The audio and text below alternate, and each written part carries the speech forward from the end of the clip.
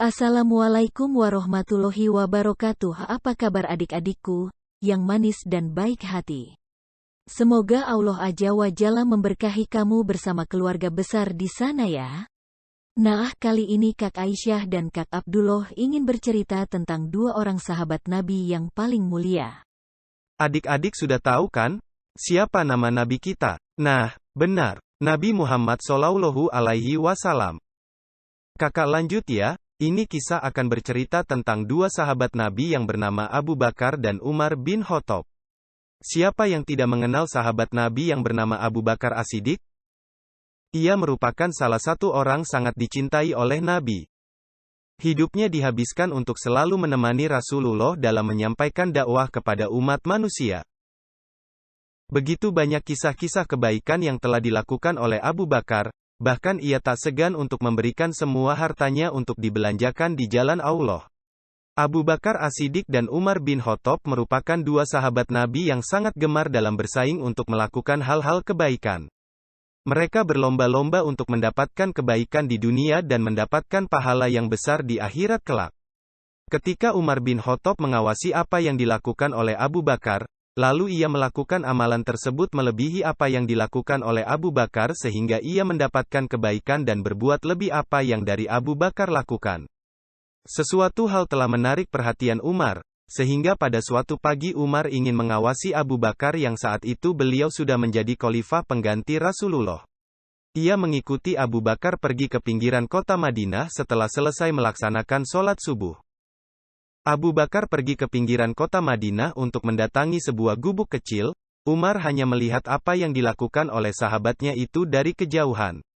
Kemudian setelah beberapa saat Abu Bakar pun pergi meninggalkan gubuk tersebut.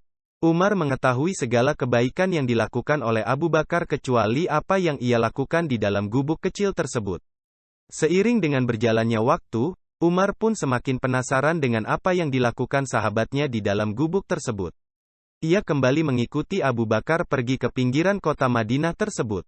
Setelah Abu Bakar pulang, ia segera masuk ke dalam tempat tersebut. Ketika Umar masuk ke dalam tempat tersebut, ia mendapatkan seorang nenek tua yang terbaring lemah tanpa bisa melakukan aktivitas. Nenek tersebut juga buta kedua matanya sehingga ia tidak bisa melihat. Umar melihat tidak ada sesuatu apapun di dalam gubuk kecil tersebut.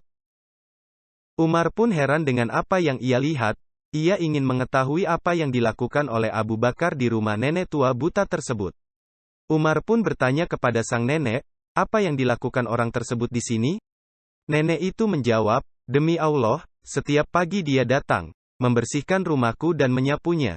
Kemudian ia menyiapkan makanan untukku, kemudian ia pergi tanpa berbicara apapun denganku. Mendengar apa yang dikatakan oleh nenek tersebut, Umar pun menangis. Ia kagum dengan amalan yang dilakukan oleh sahabatnya. Seorang khalifah Islam rela memberikan makan dan membersihkan rumah nenek tua setiap pagi. Nah adik-adik, dari kisah di atas apa yang dapat disimpulkan?